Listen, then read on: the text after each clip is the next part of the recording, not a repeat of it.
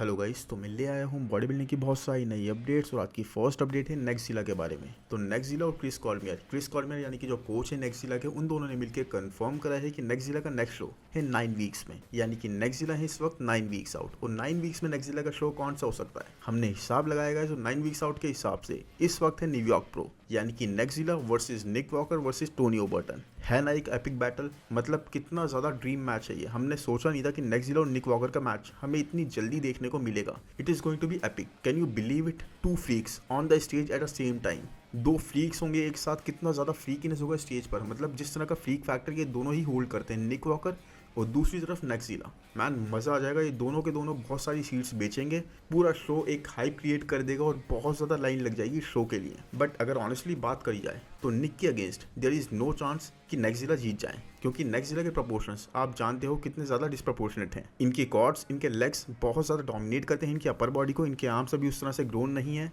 Developed नहीं है। इनकी बैक भी अभी उसी तरह से डेवलप नहीं है इनके लेग से कंपैरेटिवली, तो इसीलिए अभी ये बहुत ज़्यादा डिस्प्रपोर्शनेट है। जबकि निक को अगर हम देखें तो he is more complete, more elite body builder. But ये तो बात है कि शो बहुत ज़्यादा हाइप अप होने वाला है एंड दोनों मिलके एक बहुत ही ज़्यादा तगड़ा शो हम लोगों को डिलीवर करने वाले हैं। कॉजमैन निक को आप देखोगे तो 9 वीक्स आउट के हिसाब से ही इज़ अमेजिंगली कंडीशन। मतलब आप देख रहे हो जब ये कम्पीट नहीं भी करने वाले थे अर्नो क्लासिक के टाइम पे, उस टाइम पर ये इतने कंडीशन थे। और आप नेक्स्टजिला की कंडीशन अभी देखोगे तो आपको नाइट एंड डे का डिफरेंस दिख जाएगा। और निक के बारे में तो ये भी बोला गया था कि अगर ये और मसल मास ऐड करेंगे तो इनकी वेस्ट और ज़्यादा थिकर होती जाएगी। बट इन्होंने मसल मास तो ऐड करी, he has become more bigger. But at the same time इन्होंने अपनी वेस्ट को ग्रो नहीं होने दिया, बल्कि वेस्ट तो इनकी इंप्रूव ही हुई है पहले के कंपैरेटिवली। और वो टाइम याद है जब निक वॉकर ने जीता था न्यूयॉर्क प्रो फर्स्ट टाइम, और बोला गया था कि कभी भी एक टॉप के बॉडी बिल्डर नहीं बनेंगे। और आज लुक एट हिम, कहाँ पर है ये, top 3rd body builder in the world. But इस वक्त मैं बहुत ज़्यादा क्यूरियस किस चीज़ के लिए हूँ, इन दोनों को एक साथ स्टेज पर देखने के लिए। और साथ ही साइड चेस्ट पोज और साइड ट्राइसेप पोज, ये दो ऐसे पोज हैं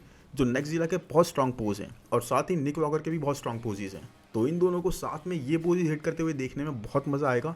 प्लस पता लगेगा कौन ज़्यादा बेटर है, बिकॉज नेक्स्टजिला के ये पोजेज बहुत ज़्यादा स्ट्रॉन्ग है गाइस। मतलब आपको याद होगा सैमसन डॉट और माइकल क्रीजो दोनों को बहुत तगड़ी बैटल दी थी, और आई थिंक इन दोनों पोजेज में नेक्स्टजिला ने बीट भी कर दिया था। बट निक वॉकर के साथ एक बहुत ही स्ट्रॉन्ग बात है गाइस कि वो इस शो को बिल्कुल भी लाइटली नहीं लेंगे, जबकि उन्हें पता है वो इजीली जीत सकते हैं इस शो को। उसके बाद भी he is not going to take this show very lightly, क्योंकि निक को सिर्फ ये शो जीतना नहीं है, बल्कि एक रिटर्न वाला, एक कमबैक वाला स्टेटमेंट बनाना है। और हमेशा वो उसी चीज़ के लिए ट्राई कर दें। जितनी स्ट्रांग विक्ट्री होगी उतना ही ज़्यादा अच्छा मोमेंटम वो कैरी करेंगे मिस्टर ओलंपिया तक जाते हुए। तो निक उसी चीज़ को टारगेट कर रहे हैं, और अब तो बस वेट है 9 वीक्स का। बाकी अब नेक्स्ट अपडेट है हंटर लब्राडा और एंड्रू जैक के बारे में। तो आपको लास्ट ईयर का टेक्सास प्रो तो याद ही होगा, दोनों ने क्या ज़बरदस्त शो पुट ऑन करा था, राइट। तो अभी एक रिसेंटली सेमिनार हुआ था जहाँ पर ये दोनों अवेलेबल थे, और जहाँ पर दोनों ने साथ में गेस्ट पोजिंग भी करी। मतलब हंटर लब्राडा ने अच्छा खासा मसल मास ऐड करा है, इनके आर्म्स बहुत ज़्यादा बिगर लग रहे थे, बट फिर भी एंड्रू जैक मैन वो बिल्कुल हंटर को खा गए यहाँ पर भी।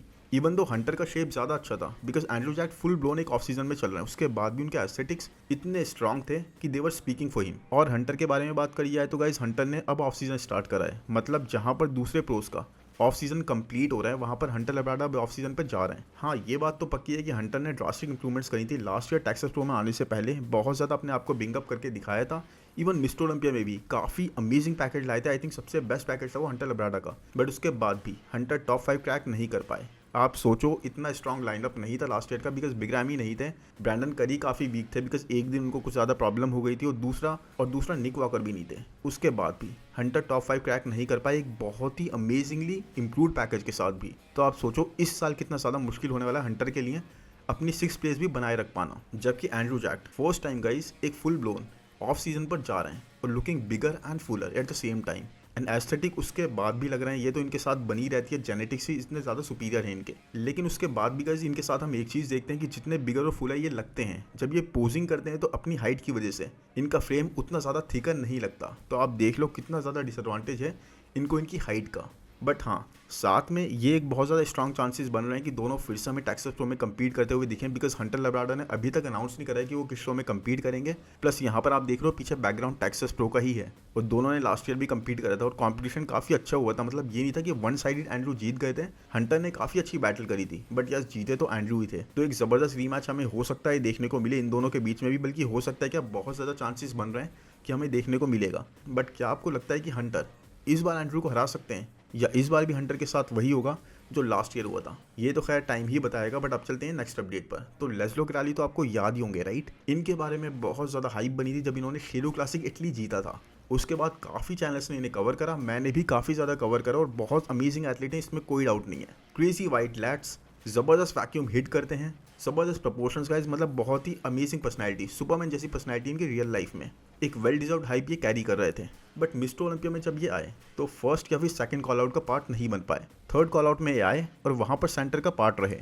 बट क्यों ऐसा हुआ इनके साथ? तो इनके साथ गाइस अभी एक ही चीज़ कम लगी, इनके लेग्स। इनको यही फीडबैक मिला कि अपनी कॉर्ड्स को ग्रो करो, बिकॉज सी इनका अपर एक सुपीरियर अपर है, मतलब बहुत ज़्यादा अमेजिंगली डेवलप्ड है, किसी को भी टो टू टो बैटल दे सकता है और बीट कर सकता है। इतने अमेजिंग इनके प्रपोर्शंस है upper body wise, but lower body इन्हें खुद को ही बीट कर देती है। लोअर बॉडी इनकी उस तरह से डेवलप्ड नहीं है और वहीं पर इनको मसल मास ऐड करनी होगी। बट यहाँ पर इनके साथ भी एक डिसएडवांटेज है, जैसे क्रिस बमस्टेड है उसी की तरह ये बहुत ज़्यादा टॉलर है और इसीलिए इनको सिर्फ 2 पाउंड्स ऐड करने की जगह मिली, और 2 पाउंड्स ही अपने लेग्स पर कितना ज़्यादा ऐड कर लेंगे। आई थिंक इन्होंने वेट कैप ऑलरेडी यूटिलाइज कर ही लिया है पूरा, 2 पाउंड्स में ये ज़्यादा मसल मास ऐड नहीं कर सकते। इसीलिए गाइज इन्हें लोग बहुत ज़्यादा सजेस्ट कर रहे हैं कि आप ओपन में चले जाओ। ओपन डिवीजन में आपके प्रपोर्शंस, आपकी सिमेट्री, आपके एस्थेटिक्स के साथ, जिस तरह का आपका फ्रेम है, जिस तरह के आपके लैट्स हैं, और एक ज़बरदस्त क्लासिक स्ट्रक्चर के साथ आप बहुत टॉप का एथलीट बन सकते हो अगर वहाँ पे आप जाते हो तो। बिकॉज क्लासिक में आप एक तरह से रेस्ट्रिक्ट हो ही जाओगे। यस, ज़्यादा हाइट का आपको एडवांटेज तो होता है, बट जब आपका फ्रेम ऑलरेडी इतना ज़्यादा फुलर हो, इतना ज़्यादा यूटिलाइज्ड हो,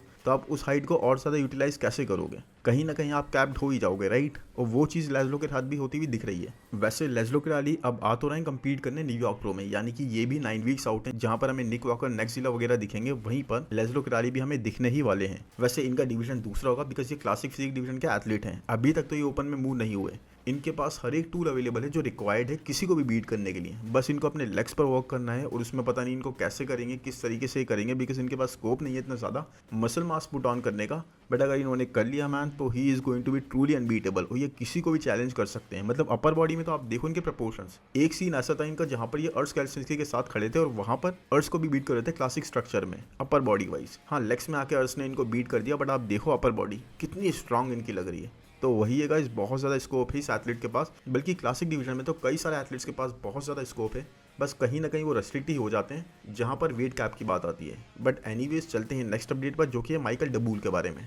और माइकल डबूल ने खुद एक्सेप्ट करी है एक चीज़ कि लास्ट शो में, यानी कि आर्नोल्ड क्लासिक ओहायो में, he was not with his trademark conditioning और श्रेडिड, यानी कि वो इतने कंडीशन नहीं थे जैसे वो हमेशा आते थे, और ना ही वो उस तरह से श्रेडिड आ पाए थे जैसे वो हमेशा आते थे। बट क्यों ऐसा हुआ? क्योंकि ये फर्स्ट टाइम था गाइस पूरा उनके करियर में जब वो किसी कोच के बिना कम्पीट कर रहे थे, यानी कि फर्स्ट टाइम था इन अ वेरी लॉन्ग टाइम जब वो पैट्रिक टूर, जो उनके लास्ट कोच थे, उनके बिना कम्पीट कर रहे थे, खुद को खुद ही कोच कर रहे थे। अब ऐसा उन्होंने क्यों करा ये कोई नहीं जानता, बिकॉज उनके साथ उनकी ट्यूनिंग बहुत अच्छी बैठ गई थी। पैट्रिक टूर इनको बहुत ज़्यादा कंडीशन और श्रेडिड हमेशा लाते थे, बिल्कुल फाइब्रस और ग्रेनी लाते थे। बट इस बार से इन्होंने खुद ही डिसाइड करा कि मैं खुद ही कोच करूंगा खुद को, और सी रिजल्ट्स आपके सामने हैं। ये उस तरह से पीक हिट करके नहीं आ पाए, बट ये फर्स्ट टाइम था। तो I think Arnold classic UK में भी अगर ये ट्राई करते हैं तो हो सकता है ये उस तरह की पीक हिट करके आ जाए।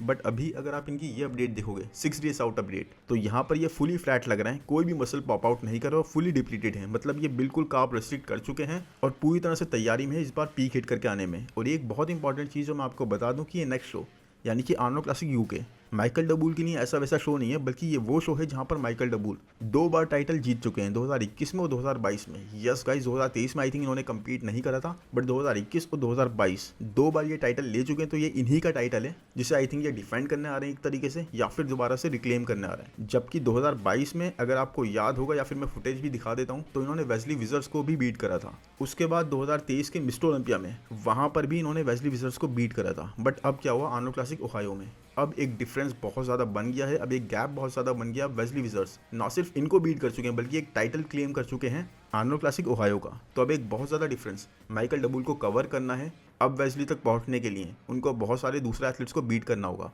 जो कि बहुत ही मुश्किल है। मतलब रामोन डिनो बीच में खड़े हैं, अर्श कैल्सिंस्की खड़े हैं, और बियॉन एशली भी वहाँ पर होंगे। तो अब देख रहे हो आप कितना मुश्किल है अपने टाइटल को दोबारा रिक्लेम करना। तो क्या ये हैट्रिक मार सकते हैं? वेल, ट्रेन तो ये खुद ही कर रहे हैं अभी भी इस शो के लिए भी अपने आप को। तो माइकल ने वैसे बोला भी है कि इनका लास्ट शो में वो बेस्ट वर्जन नहीं था। तो अब ये आर्नोल्ड क्लासिक यूके में बहुत सारी चीज़ों पे वर्क करेंगे, अपने सारे एरर्स फिक्स करके आएंगे और अपना टाइटल दोबारा से क्लेम करेंगे, जो कि गाइस मुझे तो बहुत मुश्किल लग रहा है। बिकॉज जैसा लाइनअप है और जैसा इनका फ्रेम है, मतलब ये श्रेडिड आ सकते हैं, पूरी तरह से फाइब्रस आ सकते हैं, बट इनसे ज़्यादा क्लासिक एथलीट्स हैं जिनकी लाइंस बहुत ज़्यादा क्लासिक हैं। तो वहाँ पर इनके लिए एक रेस्ट्रिक्शन बन जाएगी। प्लस इस बार जैसा लाइनअप आर्नोल्ड क्लासिक यूके का, यूके वाले का पहले नहीं था। तो इनके लिए ये चीज़ बहुत डिफिकल्ट होने वाली है। बाकी अब चलते हैं हम नेक्स्ट अपडेट पर, इनके बारे में तो टाइम ही बताएगा।